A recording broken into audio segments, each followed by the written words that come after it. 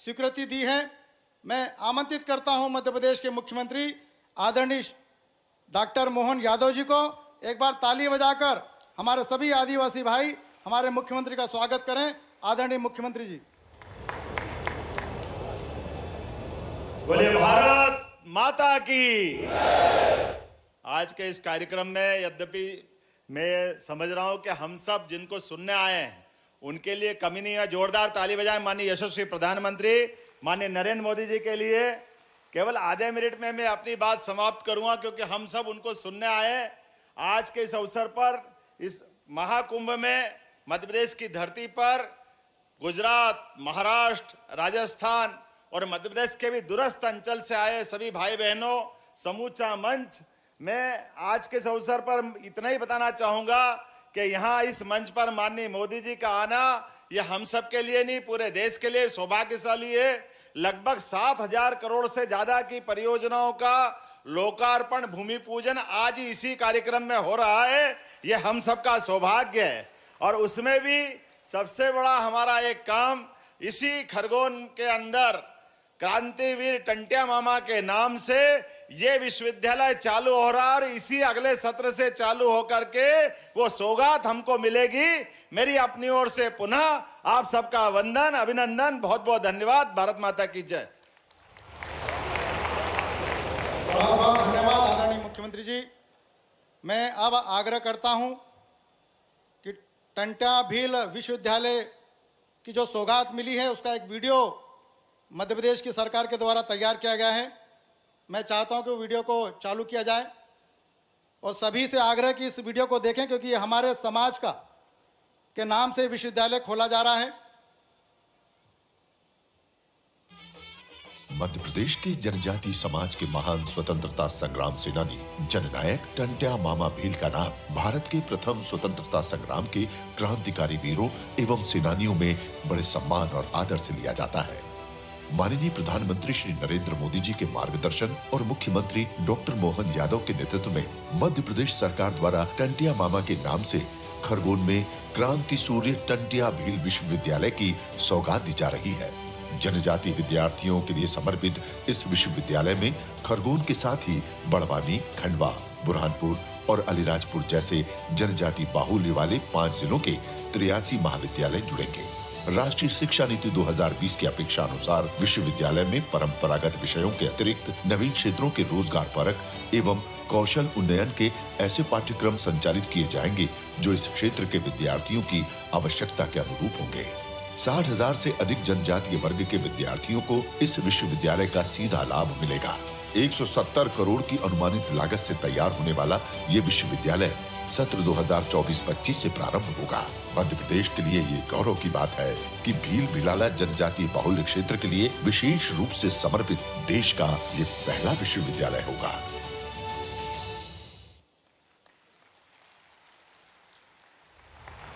एक बार पूरा सदन ताली बजाकर टंट्या भील विश्वविद्यालय की स्थापना के अवसर पर हमारे सभी मंचासीन का हार्दिक स्वागत करें, अभिनंदन करें।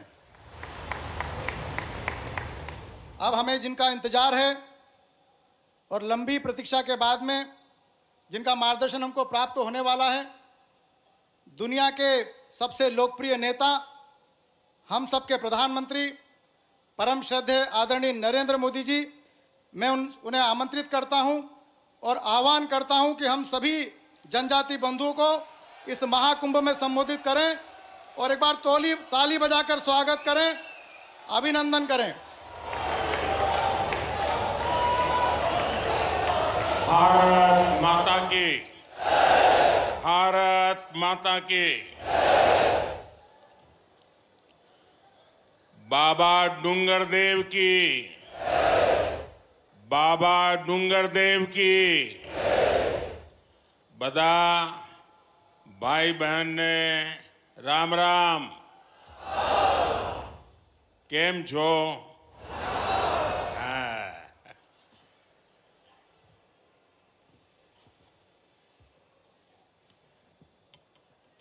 देवाजिरी महादेव के चरणों में प्रणाम करते हुए सबसे पहले मैं झाबुआ की पावन मिट्टी को नमन करता हूं।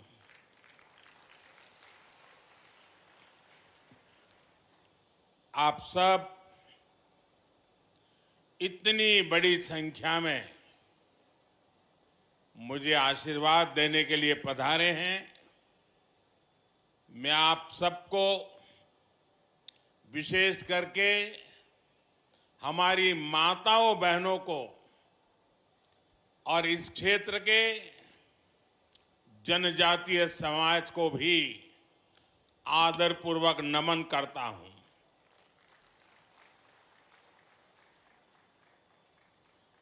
आप सबको देखकर मन में वैसी ही खुशी हो रही है जैसी अपने परिजनों से मिलकर के होती है।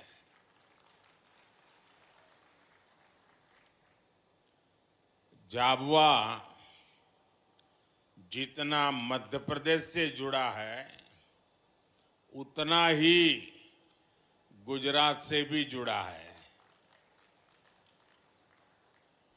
झाबुआ और इस पूरे इलाके की गुजरात से केवल सीमा ही नहीं लगती, बल्कि दोनों तरफ के लोगों के दिल भी मजबूती से जुड़े हुए हैं।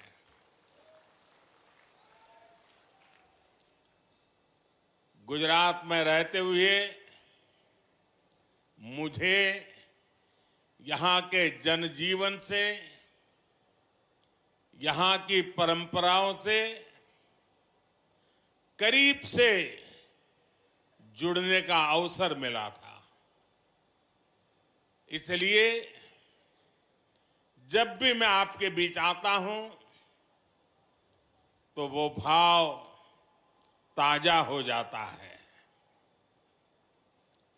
इन दिनों हमारे इस इलाके में तो भगोरिया की तैयारियां चल रही होगी, चल रही है ना?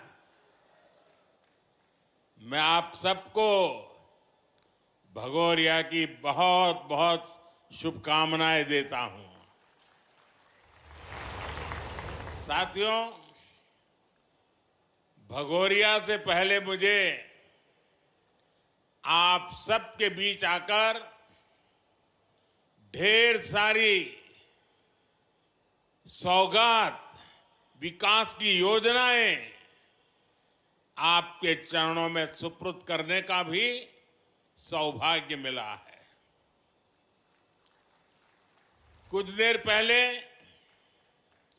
मैंने झाबुआ, खरगोन, खंडवा, बड़वानी, धार, अलीराजपुर समेत पूरे एमपी के लिए हजारों करोड़ रुपए की योजनाओं का लोकार्पण भी किया है। झाबुआ के किसानों के गांव भी समृद्ध हो, इसके लिए आज आदर्श ग्राम योजना की विकास राशि भी जारी हुई है।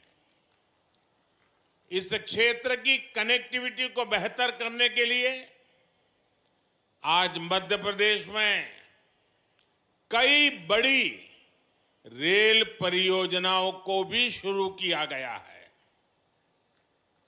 आज से रतलाम और मेघनगर रेलवे स्टेशन को आधुनिक बनाने का काम भी शुरू हो रहा है। जनजातीय समाज की मेरी करीब 2 लाख बहनों बेटियों के खातों में 1500 रुपये भी आज भेजे गए हैं। एक साथ विकास के इतने सारे काम ये बता रहे हैं मध्य प्रदेश में फिर से एक बार बनाई हुई ये डबल इंजन की सरकार डबल तेजी से काम कर रही है। विकास के इस महाअभियान का श्रेय मध्य प्रदेश की जनता को जाता है। मैं आप सबको इसके लिए बहुत बहुत बधाई देता हूं।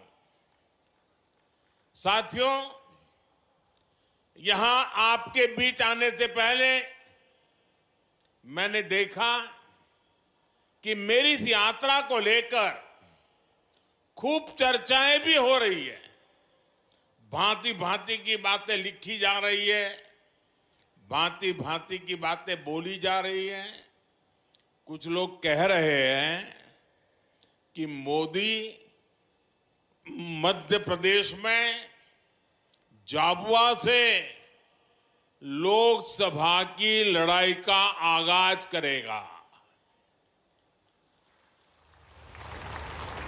मैं बताना चाहता हूं कि मोदी लोकसभा चुनाव के प्रचार के लिए नहीं आया है। मोदी तो सेवक के तौर पर ईश्वर रूपी एमपी की जनता जनार्दन का आभार मानने आया है। मध्य प्रदेश में विधानसभा के नतीजों से आप पहले ही बता चुके हैं, लोकसभा के लिए आपका मूड क्या रहने वाला है। एमपी ने यह भी बता दिया है कि भाजपा सरकार की डबल इंजन सरकारों के प्रति जन समर्थन लगातार बढ़ रहा है। इसलिए इस बार विपक्ष के बड़े बड़े नेता, पहले से ही नेता विपक्ष में बोलने लगे हैं, संसद में बोलने लगे हैं, 24 में 400 पार, 24 में फिर एक बार, लेकिन इसके पहले मध्य प्रदेश की जनता ने विधानसभा चुनाव में जो हमें भारी जन समर्थन किया है, हमारे इतने सारे साथियों को विजयी बनाया है। आपने हमारे पर जो विश्वास रखा है ना, मैं आज फिर एक बार गारंटी देता हूं कि इस विश्वास के अनुरूप हम दिन रात आपके लिए काम करेंगे।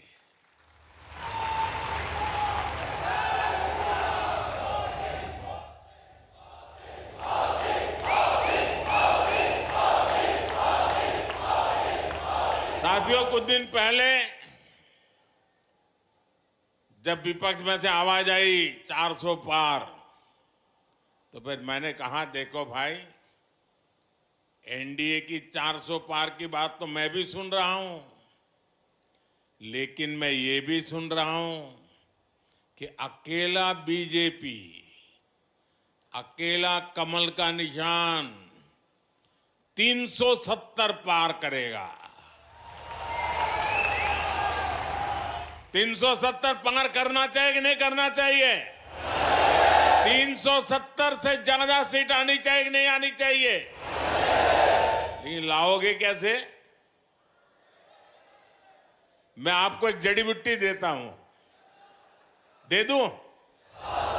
मैं पब्लिकली जड़ी बूटी दे रहा हूं। देखिए, आपको बस आज से यहां से जाकर के एक ही काम करना है, ज्यादा नहीं, एक ही काम। क्या काम करना है? पिछले 3 चुनाव में आपके यहां पोलिंग बूथ में क्या रिजल्ट आया था वो निकालो। पोलिंग बूथ में कमल पर कितने वोट पड़े थे उसका हिसाब निकालो। निकालोगे? 3 चुनाव का निकालोगे?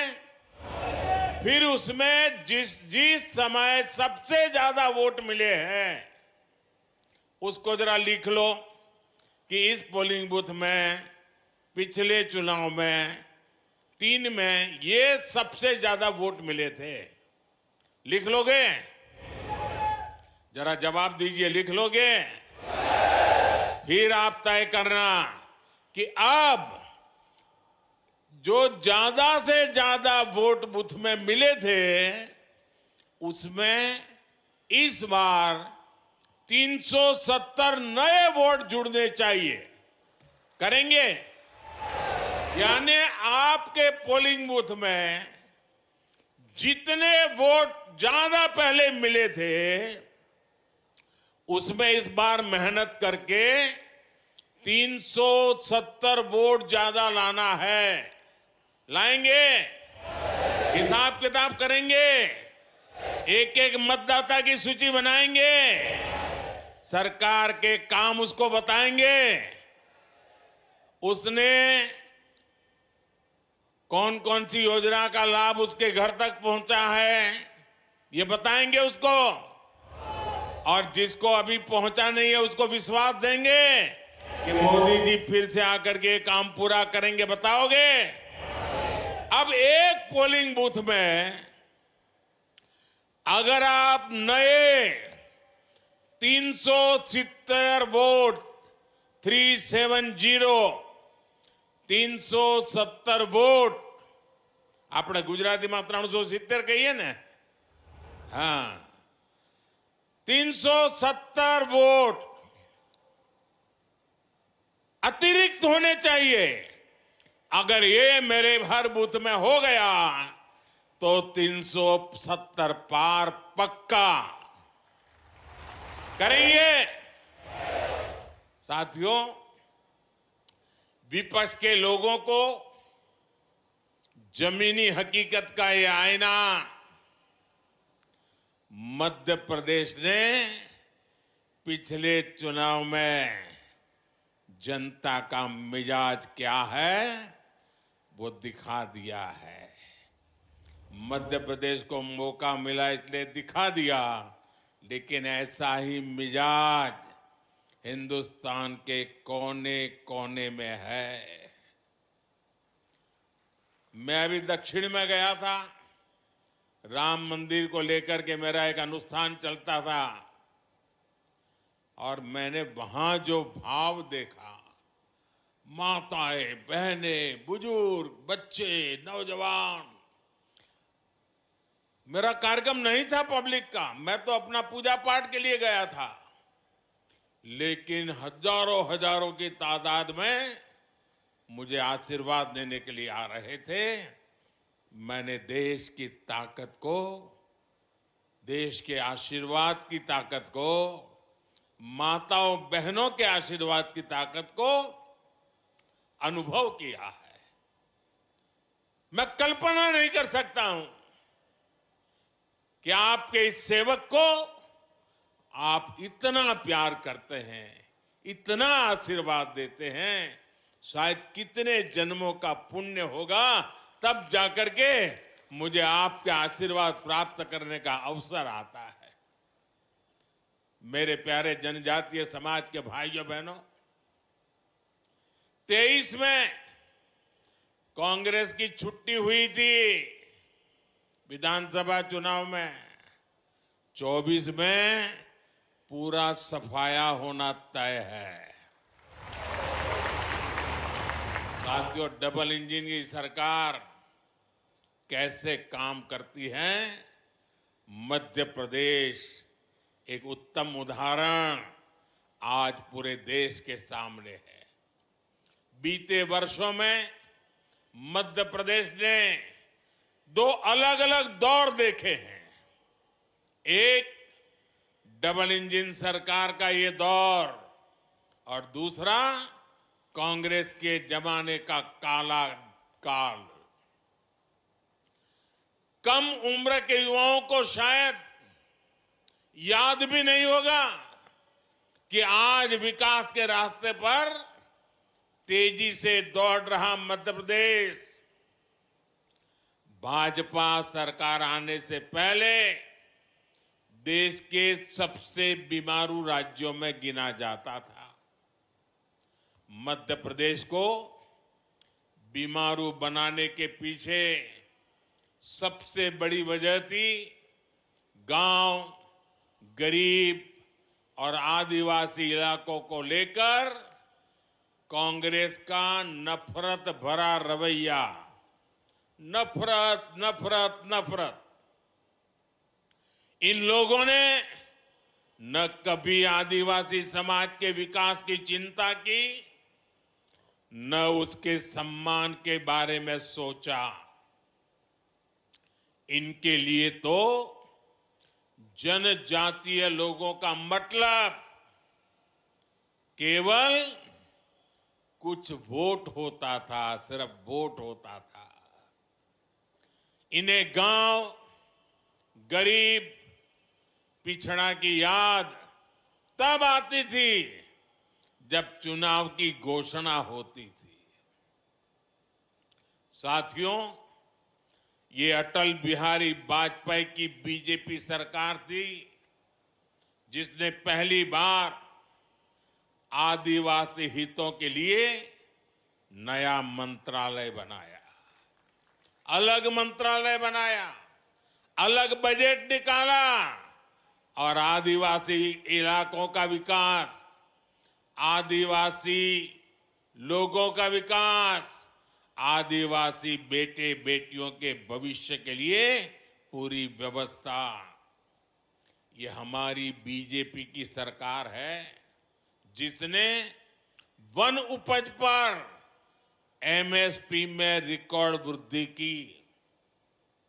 ये बीजेपी की सरकार है जिसने एमएसपी के दायरे में वन उपज की संख्या को करीब 10 से बढ़ाकर 90 के आसपास पहुंचा दिया। ये बीजेपी की सरकार है जिसने देश के आदिवासी इलाकों में वन धन केंद्र खोले हैं ताकि आदिवासी उत्पादों को नए हाट, नए बाजार मिले। भाई और बहनों, हमारे लिए जनजातीय समाज वोट बैंक नहीं है। हमारे लिए तो जनजातीय समाज हमारे देश का गौरव है। हमारे देश के उज्जवल भविष्य की गारंटी ये मेरा जनजातीय समाज है। आपका सम्मान भी और आपका विकास भी ये मोदी की गारंटी है। आपके सपने, आपके बच्चों के सपने, नौजवानों के सपने, ये मोदी का संकल्प है। इसलिए भगवान बिरसा मुंडा की जयंती को जनजातीय गौरव दिवस के तौर पर मनाने का फैसला मोदी सरकार ने किया। टंटिया मामा के बलिदान को याद कर आज बलिदान दिवस मनाया जाता है। उन्हीं के नाम पर आज मैं युवाओं के लिए क्रांति सूर्य टंट्या भील विश्वविद्यालय की घोषणा कर रहा हूं। आज और भी एक महत्वपूर्ण दिवस है। आज तिलक मांझी, हमारे तिलका मांझी जी, हमारे आदिवासी समाज का गौरव। उन्होंने बिहार के भागलपुर में अंग्रेज 1784 में 1784 में यानी 1857 से भी पहले हमारे तिलक मांझी जी ने भागलपुर के कमीशन क्लीवलैंड को तीर मार करके मार दिया था अंग्रेज को।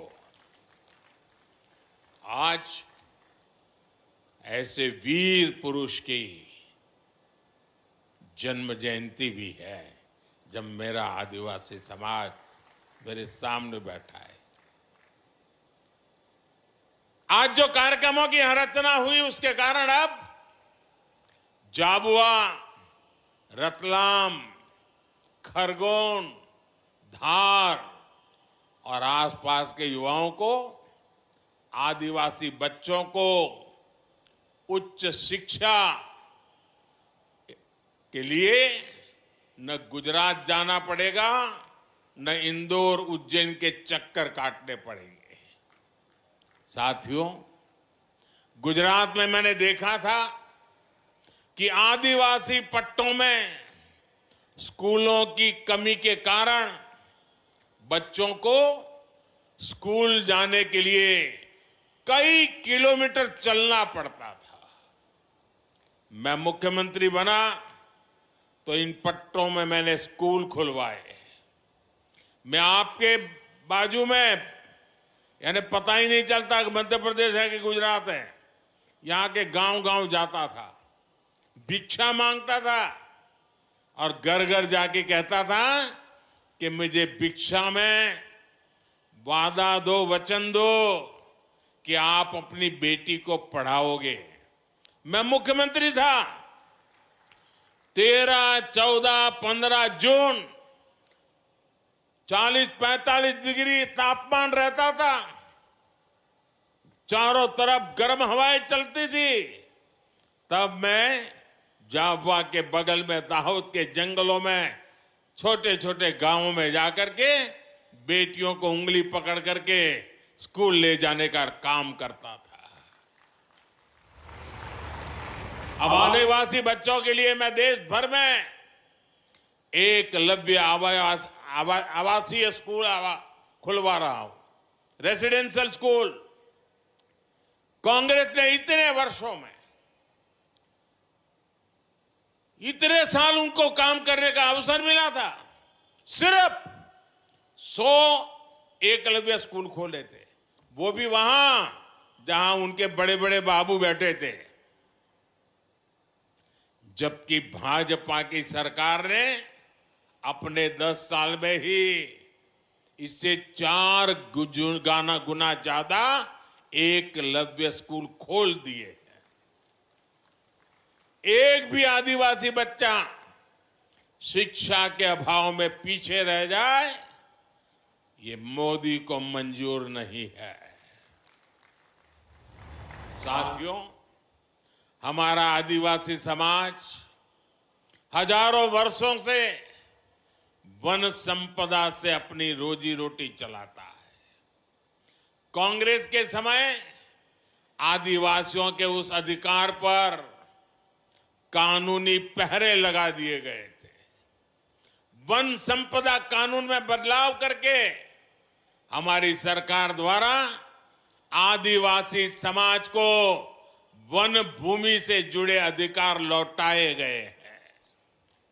इतने वर्षों से आदिवासी परिवारों में सिकल सेल एनीमिया हर वर्ष सैकड़ों लोगों की जान ले रही थी।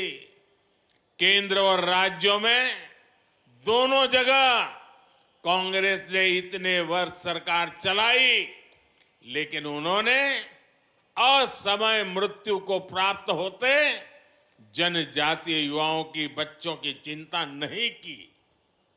उन्हें पता था कि भोले भाले आदिवासी लोग बीमारी के लिए उनकी सरकार को जिम्मेदार नहीं मानेंगे। ये चुनाव का मुद्दा नहीं होता था। लेकिन साथियों, हमारे लिए वोट नहीं, आपकी जिंदगी मायने रखती है। हमने वोट बैंक के लिए नहीं, आदिवासी समाज के स्वास्थ्य के लिए सिकल सेल एनीमिया के खिलाफ अभियान शुरू किया है। ये कांग्रेस और हमारी नीयत में फर्क बताता है। ये नीयत का फर्क ही है कि आज हमारा आदिवासी समाज सम्मान के साथ विकास की दौड़ में आगे बढ़ रहा है। ये नीयत का ही फर्क है कि हमने मध्य प्रदेश को बीमारू राज्य से विकासशील राज्य बना दिया है। साथियों, आज स्वामित्व योजना के माध्यम से लोगों को उनकी जमीन के कागजात दिए जा रहे हैं। कुछ देर पहले यहां भी 1,75,000 लोगों को स्वामित्व अधिकार पत्र दिए गए हैं। ये अधिकार पत्र नहीं, ये आपकी जिंदगी में सुरक्षा पत्र भी है। ये सिक्योरिटी की गारंटी का पर्चा है। वो सुरक्षा पत्र जिनसे हमारे परिवारों को भूमि विवादों से सुरक्षा मिलती है। वो सुरक्षा पत्र जो हमारे परिवारों को सूदखोरों के कर्ज से सुरक्षा देते हैं। आप पहले की उस स्थिति की परिकल्पना करिए जब किसी व्यक्ति को अपनी ही संपत्ति के किसी विवाद के लिए कोर्ट के चक्कर काटने पड़ते थे। 2-2 पीढ़ी कोर्ट के चक्कर काटने में ही पूरी हो जाती थी। जब किसी लोन के लिए सूदखोरों से मिन्नत करनी पड़ती थी, जब पढ़ाई के लिए किसान को जमीन बेचनी पड़ती थी। आज एक स्वामित्व योजना मेरे देश के गांव गरीब को इन सब मुश्किलों से बचाती है। साथियों, आज जो सबसे वंचित है, सबसे पिछड़ा है, हमारी सरकार में वो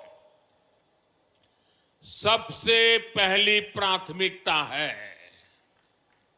समाज में जो सबसे आखिरी वर्ग होता था, हमने विकास में उसे सबसे पहला दर्जा दिया। बेटा, तुम्हारा हाथ दुख जाए तो दर्द करेगा, बहुत बहुत तूने किया। मिल गया मुझे बेटा, मिल गया मिल गया तेरा प्यार। अब तेरा हाथ दर्द करेगा बेटा। अब हाथ नीचे करो, मुझे मिल गया।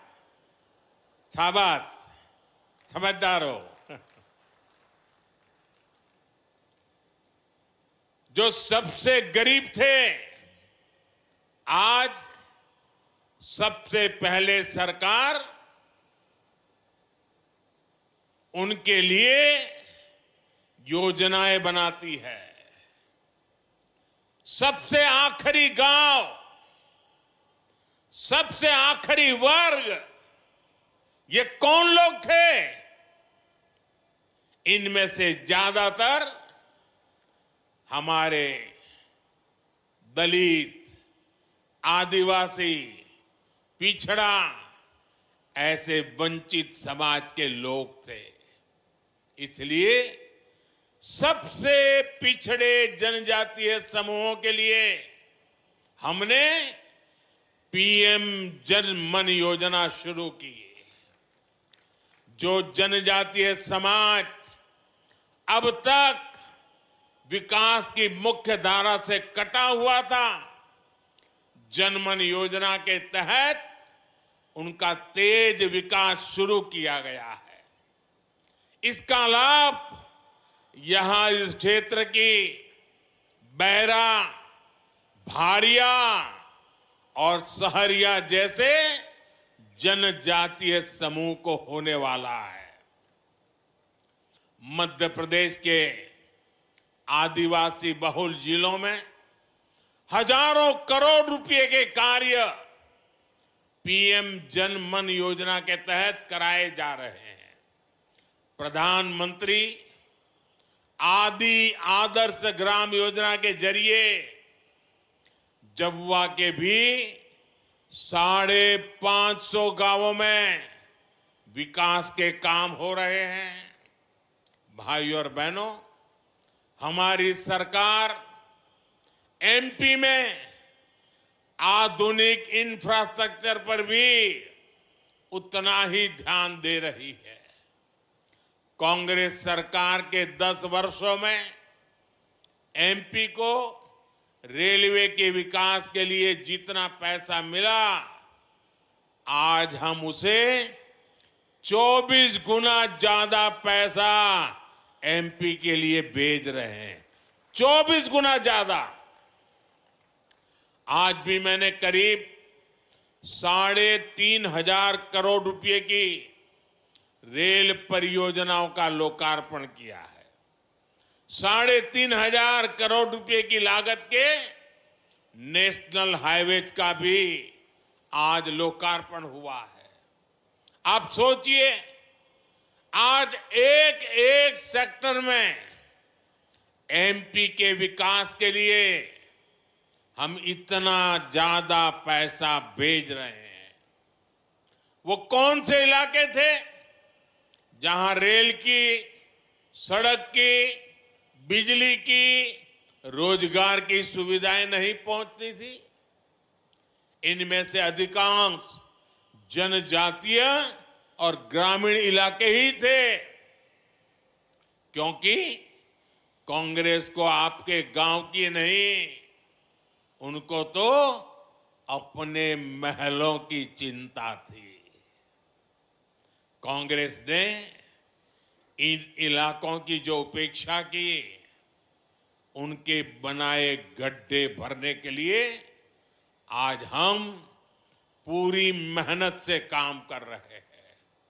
इसलिए कांग्रेस के लोकल नेता भी अपने आला कमान से कहने लगे हैं कि हम मोदी के खिलाफ वोट मांगने जाएं तो किस मुंह से जाएं? उन बेचारों की मुसीबत तो है। जो नेता अब पार्टी में थोड़े बहुत बचे हैं, उनमें भी कोई अब जिम्मेदारी उठाना नहीं चाहता है। सुना है कि इन दिनों मध्य प्रदेश कांग्रेस में अंदर खाने खूब भगदड़ भी मची हुई है। जनता की उपेक्षा करने वालों का यही हश्र होता है। कांग्रेस अब अपने पापों के दलदल में फंस चुकी है। वो उससे निकलने की जितनी कोशिश करेगी, उतना ही और धंसेगी। साथियों, आज इस अवसर पर मुझे आपको कांग्रेस की साजिशों से भी आगाह करना है। अपनी हार सामने देखकर कांग्रेस और उसके साथी अब अपने आखिरी दांव पेच इस्तेमाल करने में लग गए हैं। कांग्रेस और उसके दोस्तों की दो ही ताकत है। जब ये सत्ता में रहते हैं तब लूटते हैं, जब सत्ता से बाहर जाते हैं तो लोगों को लड़वाते हैं। यानी लूट और फूट, यही कांग्रेस की ऑक्सीजन है। इनको बंद करते ही कांग्रेस पार्टी का सियासी दम टूटने लग जाता है। ज्यादातर राज्यों में सरकार से बेदखल करके जनता जनार्दन ने इनकी लूट के रास्ते बंद कर दिए हैं। अब ये वापस कुर्सी पाने के लिए जाति के नाम पर, भाषा के नाम पर, इलाके के नाम पर टूट करवाने में, फूट करवाने में लगे हुए हैं। लेकिन देश इनकी हरकतें देख रहा है। देश इनके मंसूबे सफल नहीं होने देगा। साथियों, कांग्रेस के भीतर आदिवासी समाज के लिए नफरत कूट कूट करके भरी पड़ी है। ये लोग आदिवासी समाज के वोट मांगने तो आपके पास आते हैं, लेकिन जब आदिवासी समाज से पहली बार एक महिला राष्ट्रपति का चुनाव लड़ती है तो कांग्रेस उन्हें रोकने के लिए, उन्हें हराने के लिए दीवार बनकर खड़ी हो जाती है।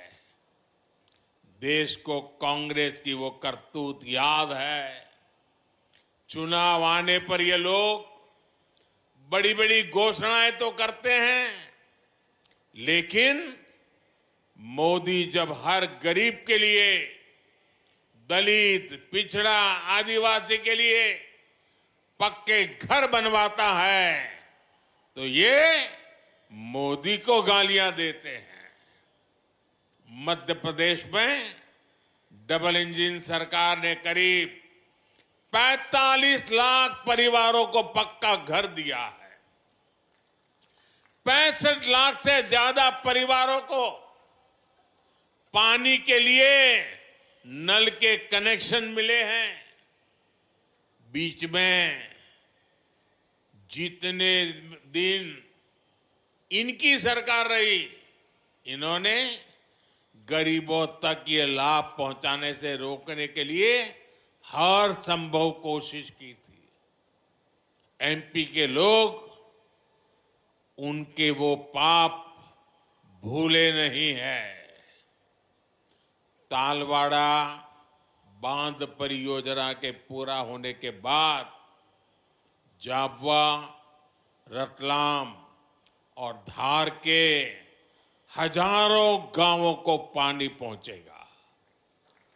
इन कामों के लिए इस क्षेत्र के लोगों को, यहां के मेरे आदिवासी भाई बहनों को इन कामों के लिए दशकों तक इंतजार करना पड़ा। लोग ये बातें भूलते नहीं हैं। कांग्रेस के लोग समझ लें, ये मेरे आदिवासी भाई बहन समय आने पर हिसाब चुकता कर देते हैं और पक्का चुकता करते हैं। जनता ने कांग्रेस को जो जवाब अब तक दिया है वो तो अभी ब्याज का जवाब है। कांग्रेस का पूरा हिसाब तो अभी बाकी है। साथियों, डबल इंजन सरकार की मेहनत से एमपीए के, हमारे एमपी के युवाओं की, किसानों की, महिलाओं की अपनी एक पहचान बन रही है। यहां की पिथौरा पेंटिंग, गलसन माला, बाग प्रिंट साड़ी, सूट और जैकेट, इन सब के लिए बड़ा बाजार तैयार होने लगा है। मुझे पता चला है कि यहाँ की बहनों ने स्वयं सहायता समूह बनाकर शहद, पापड़, आचार और श्री अन्न का अपना ब्रांड भी शुरू किया है। सब जगह यहाँ के उत्पादों को खूब पसंद किया जा रहा है। इस बजट में हमारी सरकार ने लखपति दीदी बनाने के लक्ष्य को बढ़ाकर 3 करोड़ लखपति दीदी बनाने का लक्ष्य है मेरा। गांवों में स्वयं सहायता समूह में काम करने वाली 3 करोड़ दीदी लखपति दीदी बनेगी, ये मोदी की गारंटी है। लखपति दीदी अभियान का बहुत बड़ा फायदा महिला स्वयं सहायता समूह की बहनों को भी हो रहा है। केंद्र सरकार नमो ड्रोन दीदी अभियान के तहत देश के 15,000 स्वयं सहायता समूहों को आधुनिक ड्रोन भी देने जा रही है।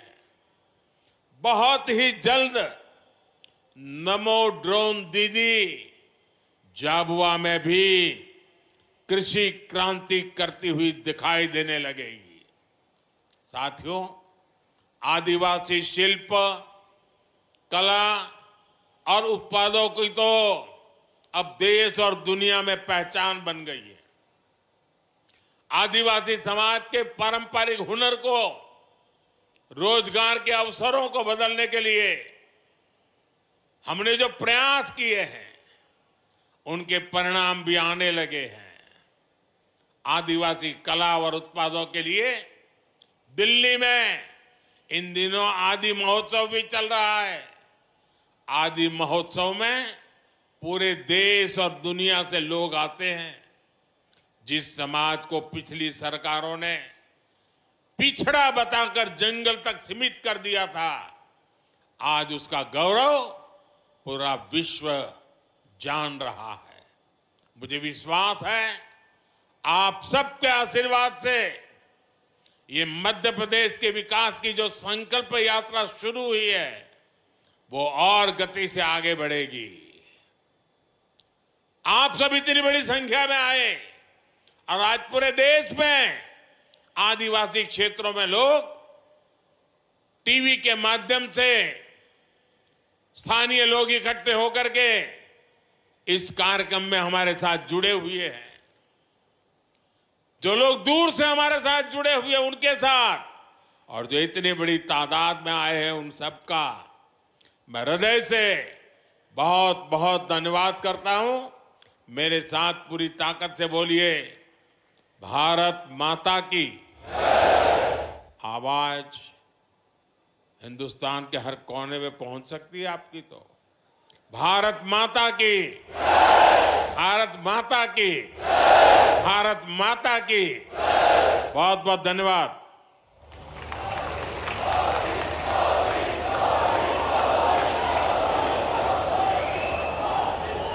बोलो भारत माता की। अब इस आदिवासी महाकुंभ के समापन अवसर पर मैं आभार प्रदर्शन के लिए आदरणीय अशोक नेते जी को आमंत्रित करता हूं। हम सबका आभार व्यक्त करें।